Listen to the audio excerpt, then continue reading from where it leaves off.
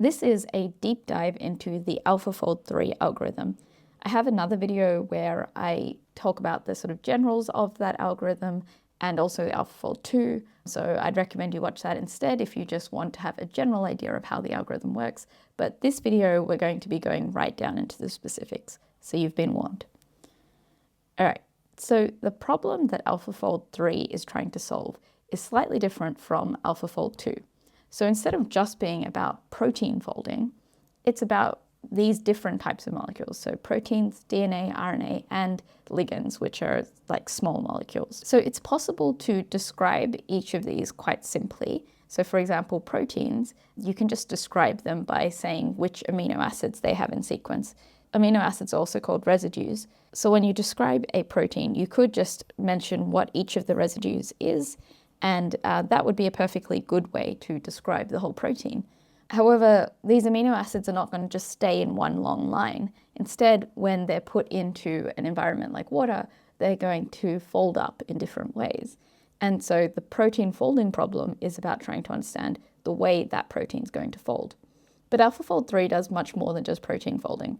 It also looks at DNA and RNA. So DNA and RNA in a similar way can be described by just talking about what base pairs they have or what bases they have.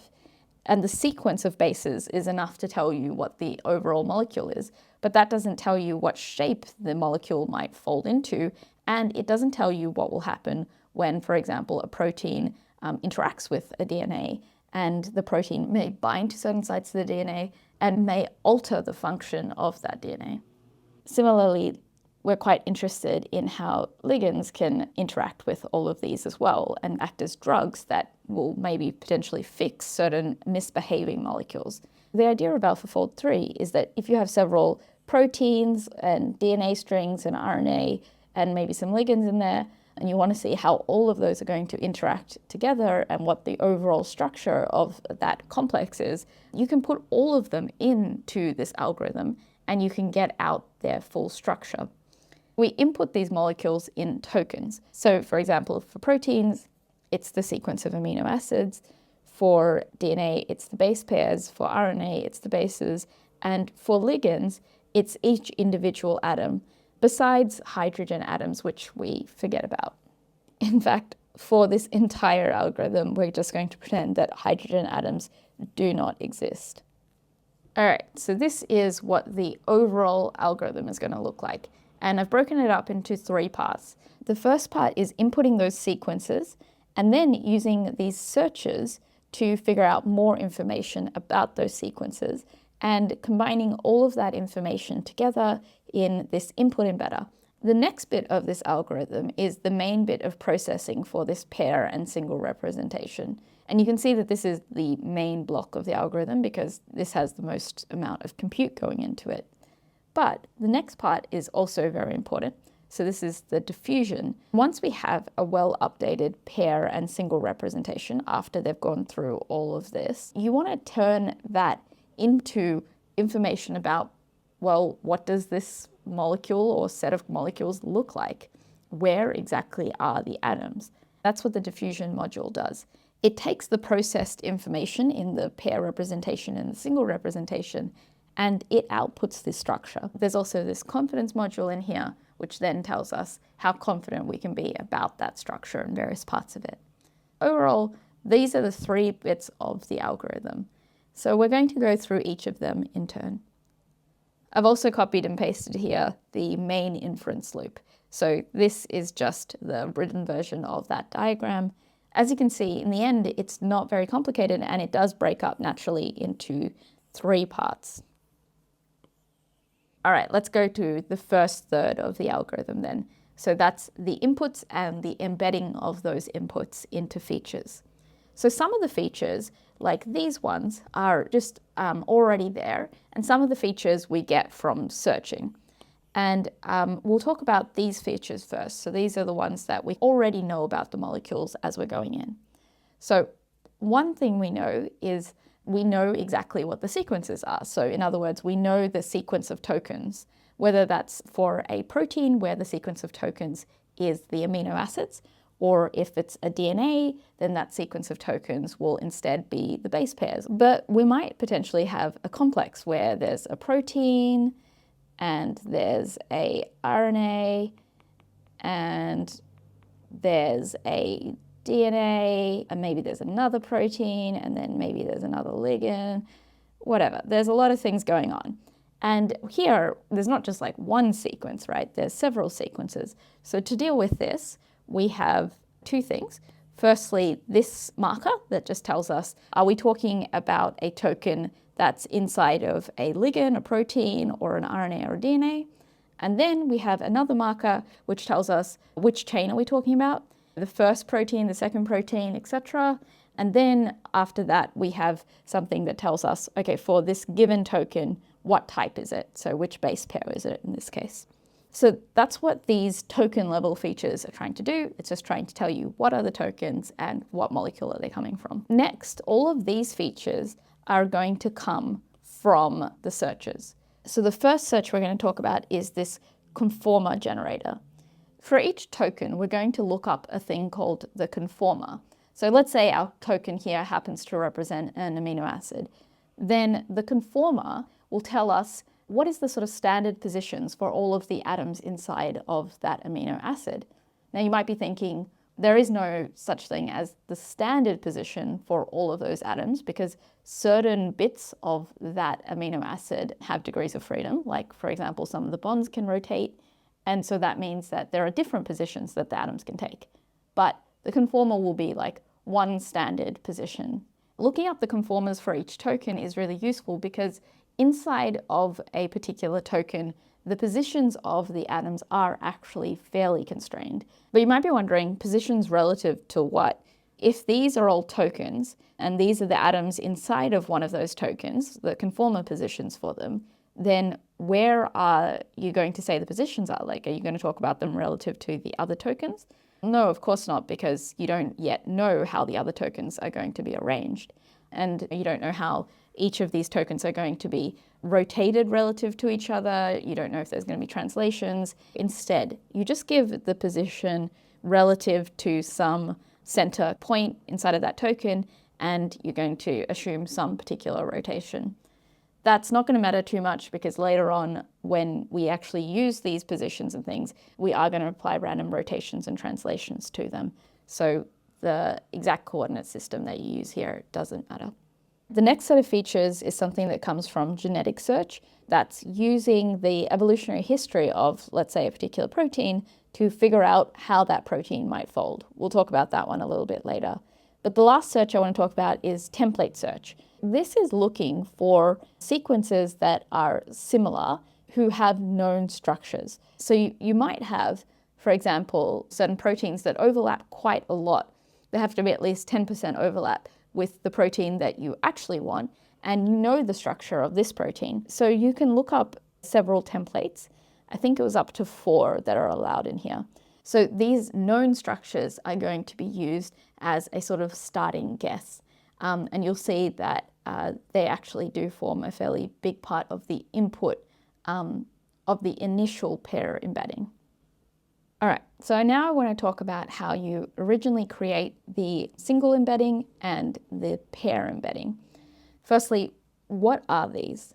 Why do we need 2 different types of embeddings?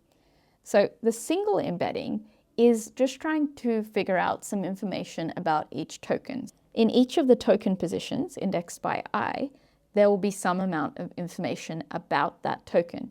And I want to note that this isn't just a single number per token, it's a whole vector per token. And so you can imagine that inside of the vector for one token, you could have heaps and heaps of information. Like maybe the first dimension represents the residual type, and maybe the second dimension represents how well conserved this is, etc., etc. So there could be a lot of information per token inside of S.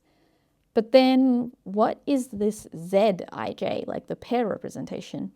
So here, instead of just encoding per token information, you want to represent stuff about pairs of tokens. So let's say we have these 2 tokens and they're amino acids, and they may or may not be directly linked to each other. But that doesn't really matter because they can fold around so much. two amino acids that are quite far away from each other in the actual chain can be very close to each other physically because the chain can twist up, right? And for every single pair of tokens, we want to know about their relationship.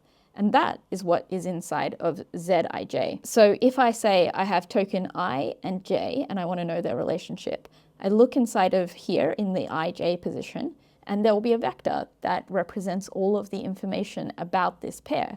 Maybe the first dimension represents, are they bonded? There might be other information like, are they close by?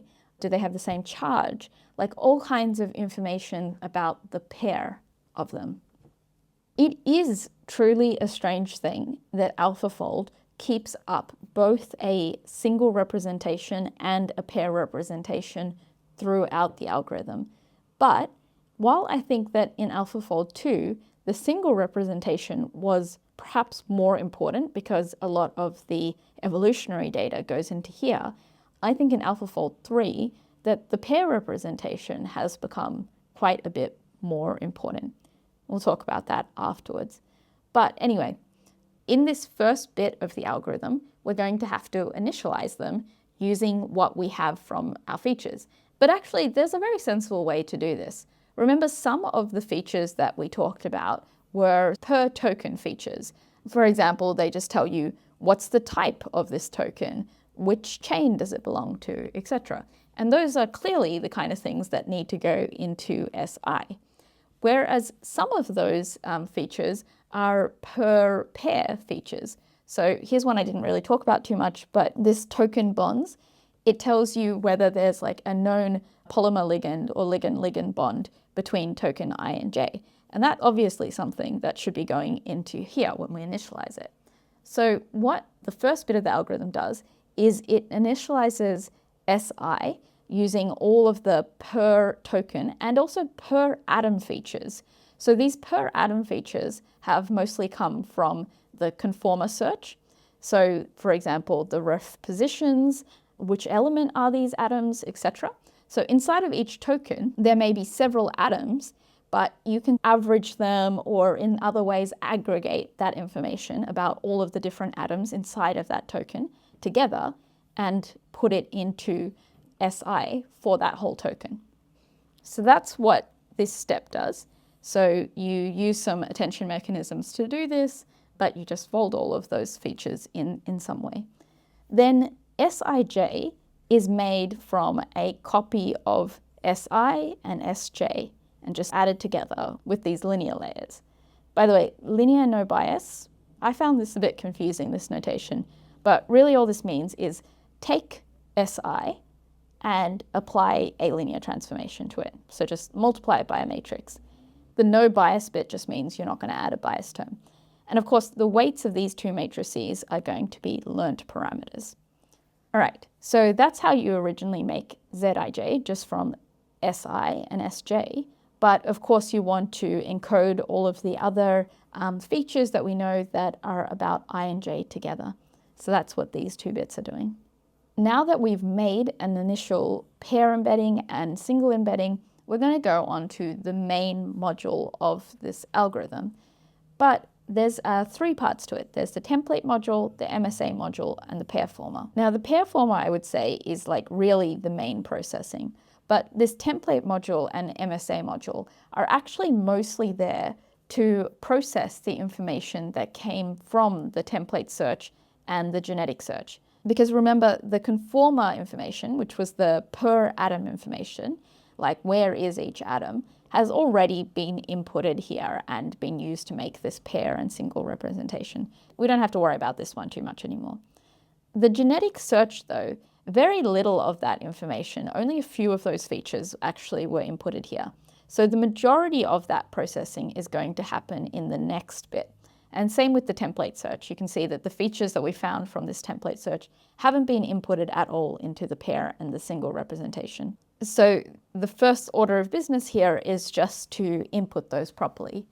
But I'm going to talk about how those are done in a second. I'd actually like to talk about this pair former first. That's just because the pair former has some bits in it that are used again in the template module. So it's just a bit easier if I explain how the pair former works first.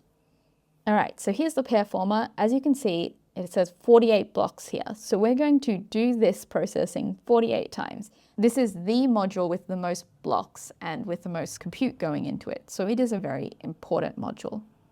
All right, so what is it doing? It's going to process the pair representation and the single representation. But you can see that most of the processing actually goes into the pair representation and not that much goes into the single representation. And that is just like an overall theme of AlphaFold 3 versus AlphaFold 2. There's just a lot more attention paid to the pair representation. Literally, these are attention blocks. And you can see that there's only one attention block for the single representation. Let me explain why these are a little bit different from standard attention. Okay, so imagine if I have a token I and another token j. Then this block of the pair representation represents that pair. Incidentally, so does the other block, which is ji. I think it's this one. So that would be, I think it's this block. That also represents the same actual pair of tokens. So morally, this pair representation should be symmetric or kind of symmetric, because I think some things can have signs. For example, if we're talking about relative positions, the relative position of I with respect to j is not equal to the relative position of j with respect to I because of a minus sign. But morally, yeah, these two halves of the pair representation ought to be symmetric. Now, that may or may not actually be the case, but we're going to try and encourage the algorithm to make them basically symmetric by treating them symmetrically. So each of these things has a version that's like outgoing or around the starting node versus incoming or around the ending node. And the reason is to try and deal with the asymmetry. If you process this block as if it's ij, then you should process this block in a sort of symmetric way with ji, because you want them to be treated the same. So that's why there's 4 of these blocks here. This is the symmetric version of that, and this is the symmetric version of this. So let's just look at this algorithm from the perspective of ij and know that the other part of this algorithm will deal with the ji. All right, so ij are this pair. So this bit of the pair representation represents more or less that link. That link, remember, may or may not be an actual bond. Like, we're just talking about the relationship of every token with every other token, whether or not they're actually bonded together. Now, if we're doing just a normal attention mechanism, to update this pair, ij, we would look at every other pair. So for example, there might be these other 2 tokens, p and q, and we would look at how this relationship, pq, affects the relationship ij. But why would I and j care about p and q, which are just some other random pairs? The pairs that seem much more relevant are these pairs, ik and jk, where k can be any other token. This could be k2, k3, k4. For every other token like this, there's going to be another triangle. So this is ik2, jk2. Or for this one, there's this triangle, etc. So for every other token, we want to consider the triangle made by ij and that token. In other words, this pair will only pay attention to other pairs in triangles that it's involved in. All right, so that's why this is going to be called triangular attention. Okay, but the other feature of triangular attention is that we can't have ij pay attention to just ik and then update ij independent of this part of the triangle. Why not? Imagine if this was looking at this, and based on just this, it decided to change its distance estimate between I and j. And so it said, okay, actually this distance is wrong, it should be way longer. All right, so it's updated its distance here. But this edge has not been updated, and so it's wrong now because this is too short. And so it would never be possible to make a triangle I, j, and k where one of the edges is this long and the other 2 edges are so short. And so we've just broken what's called the triangle inequality, which says that no one edge can be longer than the sum of the other two edges. So to try and avoid blunders like this, when we're updating ij, we want it to pay attention to ik and jk so that it updates ij while paying attention to both other sides of the triangle.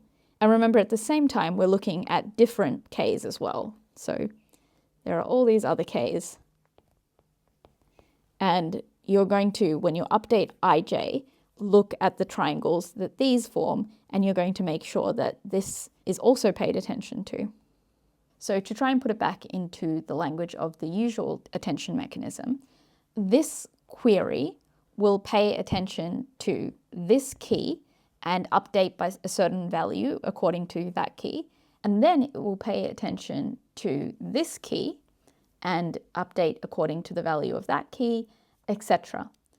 Except this isn't exactly what happens, just because, like I told you before, we can't have something that actually is truly symmetric between I and j, and so instead they have to hack it a little bit so that I and j are not treated equally inside of each of these attention things, which is why they have two triangular attentions.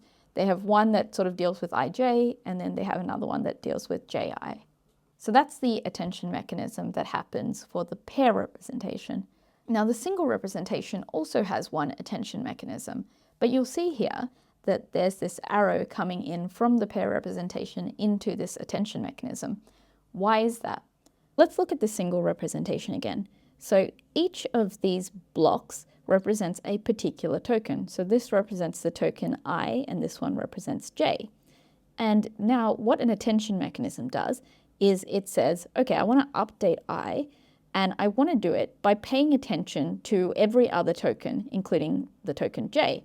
It will look at j and it will decide how much attention should I pay to j. In other words, that's the attention score. If it's very high, it means that I cares a lot about what j is doing. And then lastly, there's this value, which is, okay, I'm paying attention to j now. In what way should I update I to reflect the fact that j is influencing it? But let's take one more step back.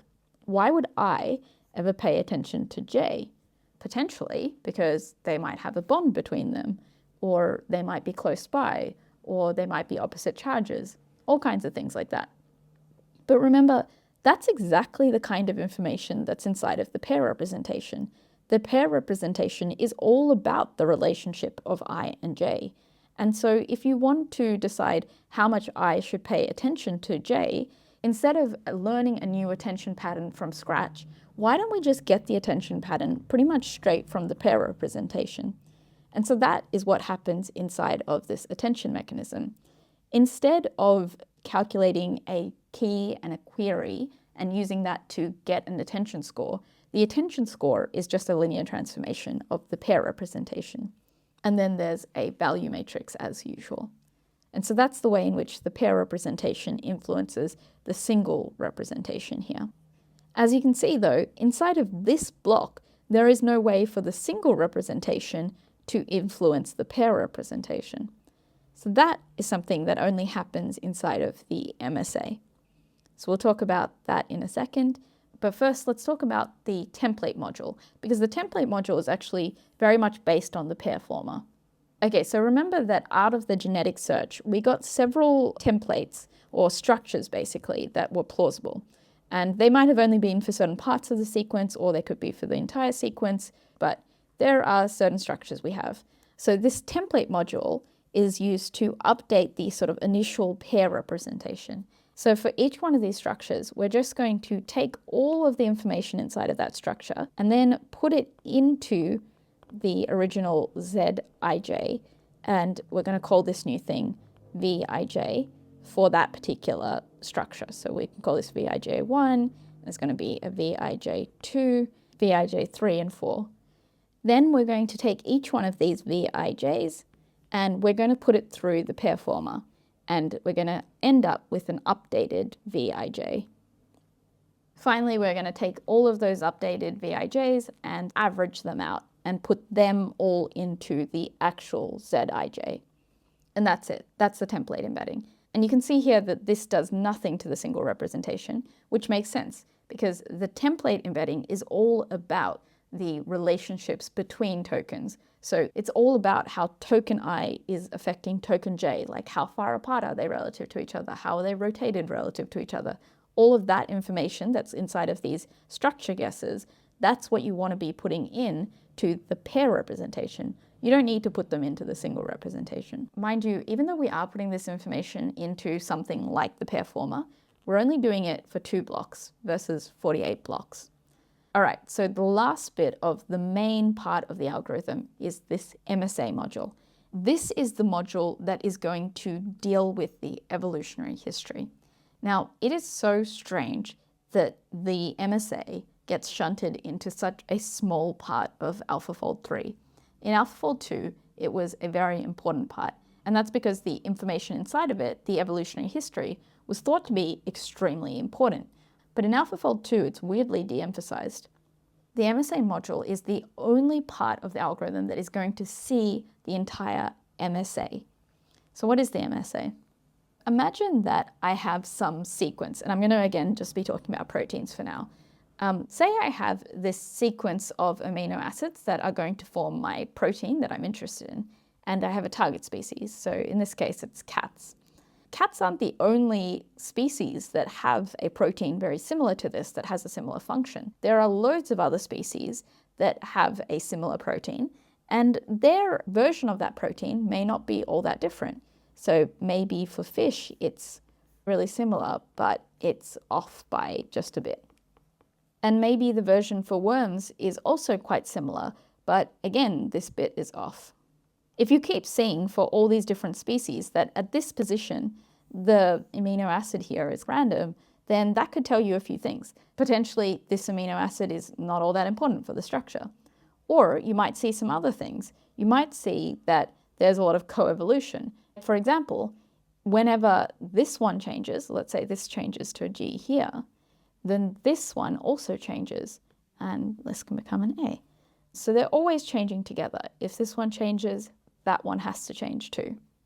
Well, that suggests that this pair is linked together, right? Because if they were linked together, and one of them was to randomly mutate to something else that doesn't attract this one, then this bond would be broken and the protein shape would completely change.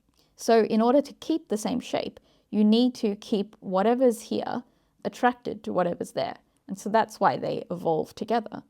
And so as you can see from these examples, the evolutionary history can tell us a lot about what the actual protein looks like.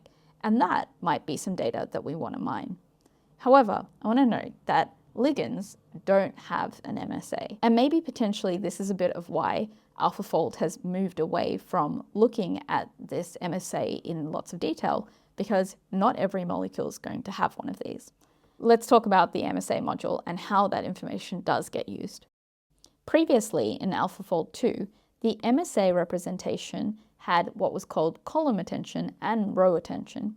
So previously, if I was looking at this token, I'd like to know what amino acid was here in different evolutionary history of this protein. And so I'd need to pay attention down this column.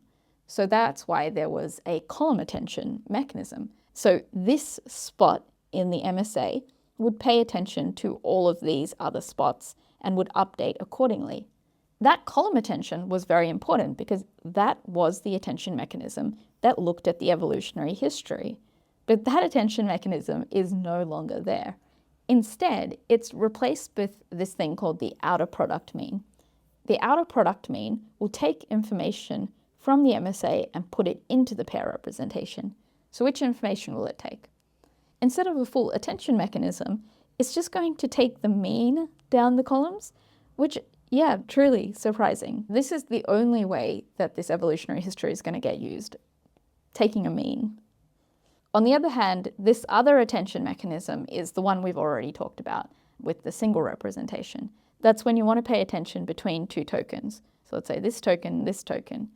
As we talked about before, if we want to look at the relationship between this token and this token, the right place to look is the pair representation, because the pair representation of these two will be all about how much they're related to each other. So it'll be just like we talked about before, you use the pair representation to decide the attention score. And that is basically the only thing that takes information from the MSA. The rest of the MSA module, to add insult to injury, is really just repeating what happened inside of the pair former, which is all of this triangular attention processing for the pair representation. It's weird that this is in the MSA module at all, when inside of the pair former module, this happens 48 times. But apparently, it's all about how you process the pair representation, whereas the MSA just doesn't seem that important. All right, so at the end of this main module, you will have gotten an updated pair representation and single representation. Notice that the input features did play a role in a couple of these modules, but it itself is unaffected. It's going to be used later in the next module. Now let's get on to the very last bit of the algorithm, and that is the diffusion part. First, I'm going to talk about diffusion algorithms a little bit more generally, and then we'll go into how AlphaFold does it. Okay, so suppose we have some database which has a bunch of atom positions for some types of molecules, either proteins, RNA, DNA, or ligands, and the descriptions of those molecules. The aim ultimately is to use this data set so that we can make an algorithm that just takes a description and can output atom positions. So how do we do that? The idea in a diffusion algorithm is we're going to take the known structures with the known atom positions, and we're going to add some noise to it. And we're going to train a denoising algorithm first. So what do I mean by a denoising algorithm? It's something that takes this noisy version of the atom positions. So you take the original atom positions and you add some amount of noise to it, and now you're just going to give those noisy positions to this denoising transformer. But you're also going to give it the correct description of that molecule. And what you're expecting this noisy transformer to learn is how to output the actual positions of those atoms. Now, it's really crucial, actually, that this description is here, because the description is going to be really important to this denoising transformer. It's going to read the description and process the description to try and understand what is the most physically and chemically plausible position for each of these atoms. Like, it's going to see that, okay, this is a carbon atom and that should be bonded to the atom next to it, but it wouldn't be so close to this atom. And it would use that information to ultimately decide where those atoms are going to be. So we're going to use these noisy inputs and the description and the known outputs to train this denoising transformer, because every time we make a prediction, we can compare it with the known structure, and then we can do gradient descent in the usual way, and we can train something that gets fairly good. We'll do this again and again, where sometimes we're adding quite a lot of noise to these positions, and eventually this denoising transformer should get quite good at understanding these descriptions. Now, let's imagine that this denoising transformer has become so good that you can essentially put in random positions and the description, and it will give you back the real positions. Now you've got yourself a model that can predict atomic structure from scratch. For example, say that you now have some molecule where you have no idea what the actual structure is, but you know what the description is. What you're going to do is input completely random noise for the atoms. So you do have the right number of atoms, but their positions are entirely random. And then input the description into our denoising transformer, which we're actually going to call the diffusion module from now on, because it's going to hopefully output the correct positions. And that's what we wanted. So there is a little bit of subtlety here that I've glossed over. Actually, with a diffusion module, you don't just do one pass where you put in random noise and you get out a perfect prediction. Instead, what you usually do is you put in some random noise and then you'll get out a prediction that's slightly less random, like slightly better towards what it should be. And then you input that as the new input and it'll get a slightly improved position again. And you just keep doing this until eventually it converges on an answer, and that is the final position. But the point still stands that a diffusion module, when it comes down to it, really is just a denoising transformer that you've trained. In fact, it's a more recent advancement to use transformers inside of these denoisers, but it works really well. So this is a picture from the paper that introduced the idea of using transformers for diffusion. Here, it gives two different options for how to do it, and we'll talk about which one AlphaFold 3 picks. So firstly, let's just look at this part of the diagram. So you can see here there's two input streams. This one is the description. We're going to have the description come in some form. And this one here is the noisy version of the atom positions. And so this is the bit we have to make some choices about. This option here is the way you might think to do it. You have these input tokens and you're going to do some self-attention, of course, but then you're going to use the descriptions to do a cross-attention. Cross-attention is when you want to update one stream of data by looking at another stream of data and deciding how it should be updated. So that makes perfect sense for this case, right? Because we have these atom positions and we want it to pay attention to the description, and using that description, we want it to update those atom positions. However, doing multi-head attention takes more compute. So instead, they offer this other solution, which is a slightly weaker way to do conditioning, but is a lot more efficient. So now the description is still going to come in, and it's going to go into an MLP layer. Now you can see that there is no cross attention at all in here. Instead, you just have that multi-head attention. But you can see here, there's this scale and shift and scale here. These are basically layer norms, but the parameters for that scale and the shift are based on this conditioning. In other words, this description that comes in. So the description decides how much you scale and shift the vectors representing the position of the atoms. That's called an adaptive layer norm, and that's the choice that they make in AlphaFold 3. All right, so now let's look at that last bit of the algorithm. So here we can break up the inputs into two parts. This part is the description. It involves the initial features that came straight from the start, plus this pair representation and single representation, which have been heavily processed already. Unlike in a usual diffusion transformer where there's not that much processing that happens to the description, here the description is the thing that gets the most heavy processing in this entire algorithm. The other input is the noisy atom positions, and both of these things are going to go into the diffusion module, and out will come the correct diffusion positions after we've done a bunch of iterations like we spoke about. The last thing I want to say is that this diffusion module is not simple.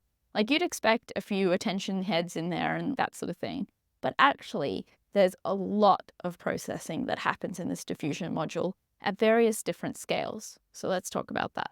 Okay, so this picture is what's happening inside of this diffusion module.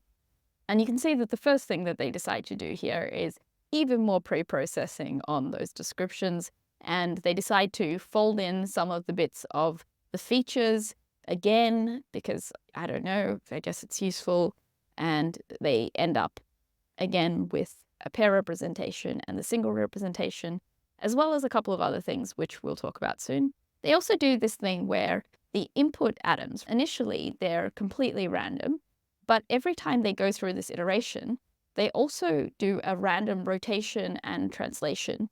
And I think that's just to encourage the output to be rotationally and translationally invariant.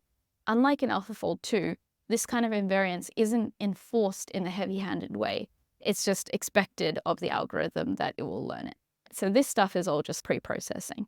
But here is the really interesting bit of the diffusion module. You can see that there are two blocks, which I call atomic level attention, and then there's this token level attention. So we'll talk about the difference between those two. So throughout the diffusion module, we have the token level descriptions that we have already met.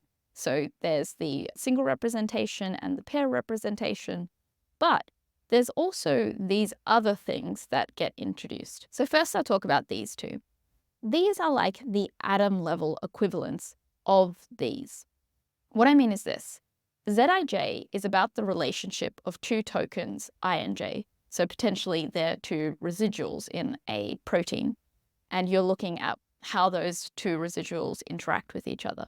Whereas PLM is looking at the relationships between two atoms indexed by L and M. So are they bonded together? How far away are they, etc. So you can see that this is like a more fine-grained version of this, because inside of each token, there are multiple atoms usually. And so this gets at their relationships as well as just the token level relationships.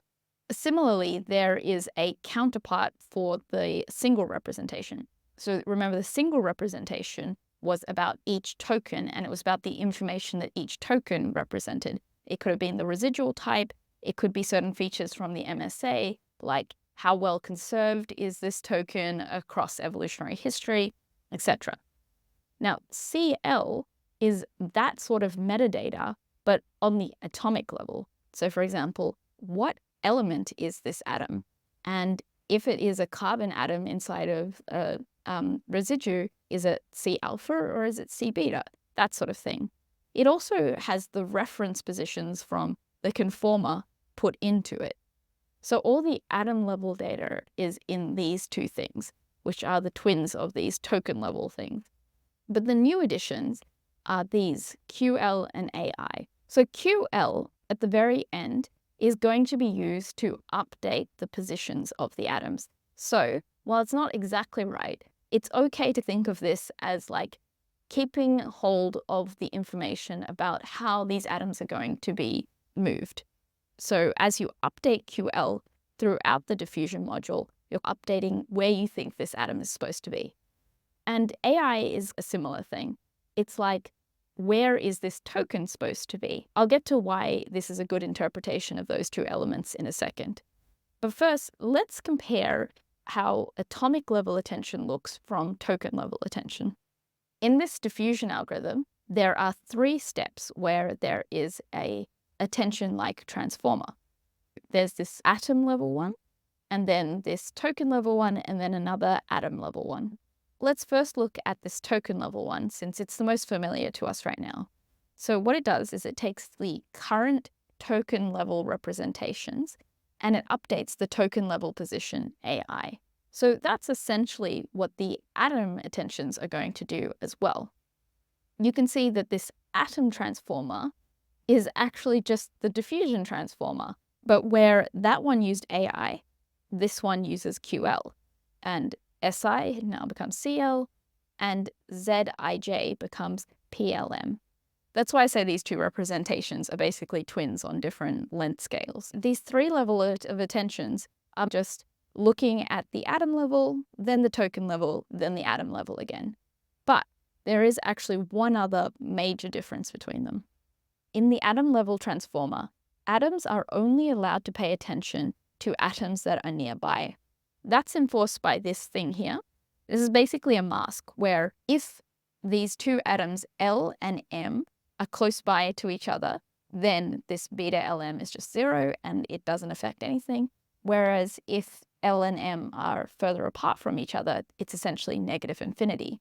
How that affects this diffusion transformer is that if you're trying to update this QL, then if beta LM is negative infinity, you do not pay attention to M at all.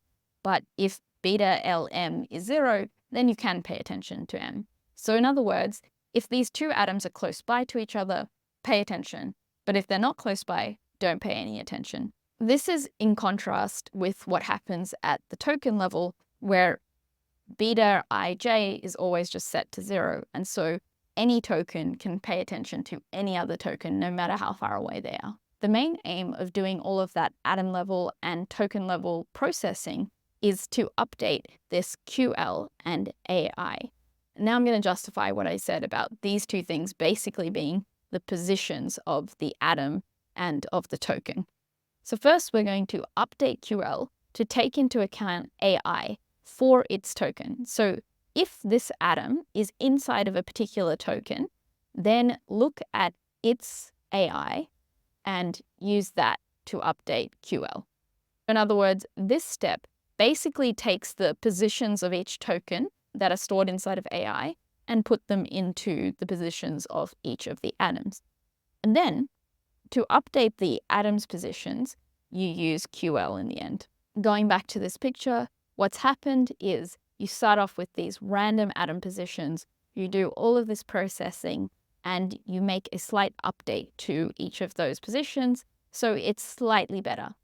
And then you put that back into the start, and you again update the positions and get a slightly more accurate position, and you keep doing this until eventually you're happy with this output. which hopefully should give you the structure of the molecules and complexes that you are studying. That's basically all I wanted to say about the AlphaFold 3 algorithm. It's broken up into 3 parts. The first third embeds the information that you know or you can search about a particular complex into some sort of useful embedding, like the pair representation and the single representation. And then the next third processes that information.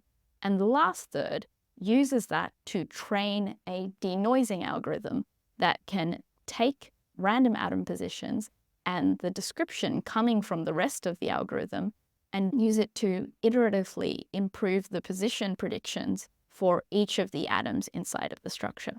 And this is how AlphaFold 3 accurately predicts the structure of various molecules.